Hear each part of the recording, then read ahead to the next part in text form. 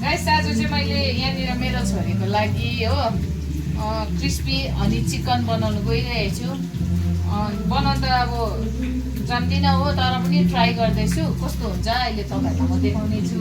अनि यहाँ चाहिँ मैले कर्ची मर्ची चिकनको कर्ची मर्ची पकाउनु गइरहेको छु, किनभने मेरो छोरीको चाहिँ फेभरेट हो।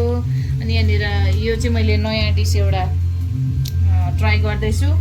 साथीहरू तपाईँहरूलाई देखाउने छु कस्तो हुन्छ हो। अनि राम्रो भयो भने चाहिँ तपाईँहरू पनि ट्राई गर्नुहोस्। चाहिँ हाम्रो पापाले के गर्दैछ, सेरु सुतिरहेको छ त्यहाँ। हाम्रो मम्मीले के बनाउँदैछ,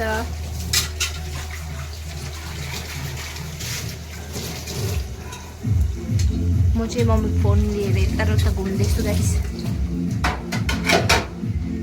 अबे झन्डै लड्यो गाइस यहाँनिर मैले चाहिँ क्रिस्पी हनी चिकन बनाइसकेँ, हेर्नु सक्नुहुन्छ। अनि यो चाहिँ एकदम टेस्टी भएको छ हाम्रो चाहिँ।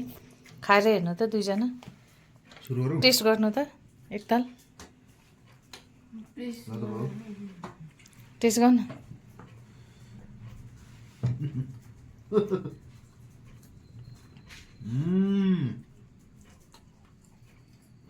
कस्तो भएको छ? अघि हामीले बजारमा खाएको जस्तो भएको छ?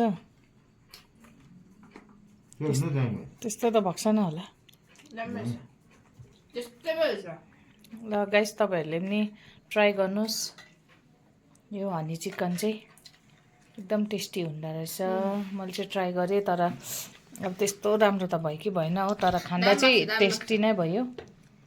ल हुन्छ गाइस, आजलाई यति नै। फेरि अर्को डिस बनाउँदा तपाईँहरूलाई देखाउने छु। By, good night.